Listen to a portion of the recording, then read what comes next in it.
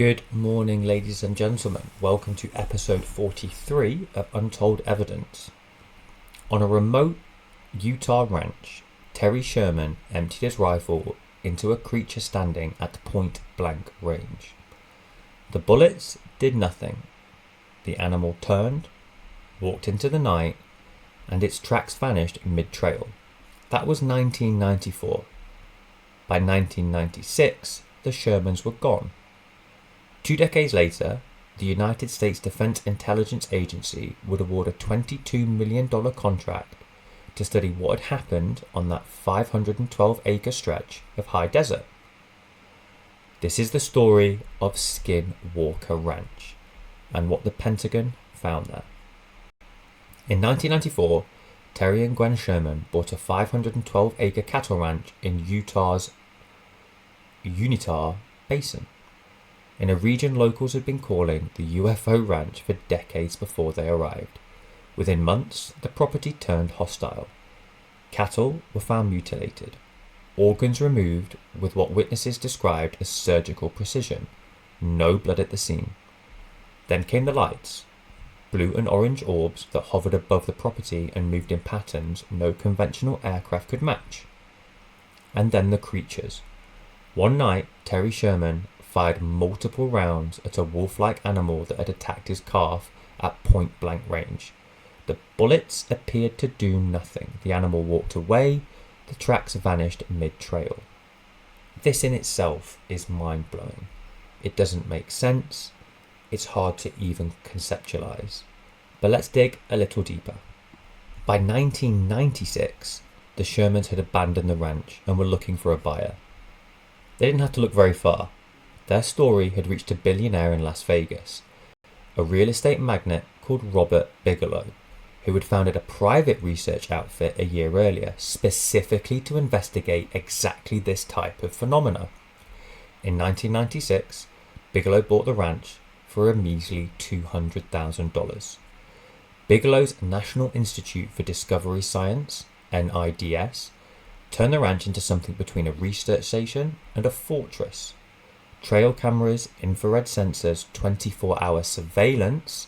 The team included a retired Army Colonel, John Alexander, physicist Eric Davis, and UFOologist, the incredibly famous and well-known Jacques Vallée. Jacques' work has been widely credited as the real-life inspiration for the UFO researcher in Steven Spielberg's Closer Encounters of the Third Kind. For 8 years, between 1996 and 2004, NIDS documented what its lead biochemist, Colm Keller, would later describe in detail in the 2005 book Hunt for the Skinwalker. According to NIDS, the phenomena continued. Cattle kept dying in inexplicable ways. The equipment kept failing just as the moment something interesting happened.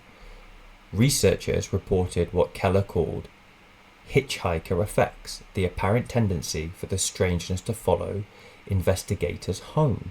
By 2004, NIDS had quietly closed down. Bigelow kept the ranch but stepped back. To the public, the story seemed to be over. But we know it wasn't. It was about to escalate in ways nobody outside a very small group of senators and Pentagon officials would learn about for almost a decade. In 2007, Senate Majority Leader Harry Reid worked with Senators Daniel Inouye and Ted Stevens, secured $22 million in defense funding for a program called the Advanced Aerospace Weapons System Application Program, AAWSAP. The contract, formally numbered HHM 40208C0072, was awarded to Bigelow's own subsidiary, Bigelow Aerospace Advanced Space Studies. Officially, AAWSAP was about advanced aerospace threats. Unofficially, according to multiple insiders who would later go public, its primary focus was the investigation of UAPs, unidentified aerial phenomena. And the focal point of that investigation was Skinwalker Ranch. Between 2008 and 2010, the BAASS team deployed multidisciplinary investigators to the property. Physicists, biologists, remote viewers. They produced what came to be known internally as the 10-volume report. AAWSAP's research partially transitioned into AATIP, the better-known Advanced Aerospace Threat Identification Program, led by the Pentagon official Luis Elizondo. Now, what the New York Times broke that story in 2017, the public learned that the first time that the United States government had quietly been studying UFOs, and that a Utah ranch had been at the very center of it. In 2016, Bigelow sold the ranch for around $500,000 to Delaware company called Adamantium Real Estate. The owner remained anonymous for 4 years. Then in 2020, Utah real estate mogul Brandon Fugal revealed himself and announced that he had given the History Channel access to the property. The Secret of Skinwalker Ranch premiered that very same year. 6 seconds in, the show had become one of the most widely watched UFO investigations in television history.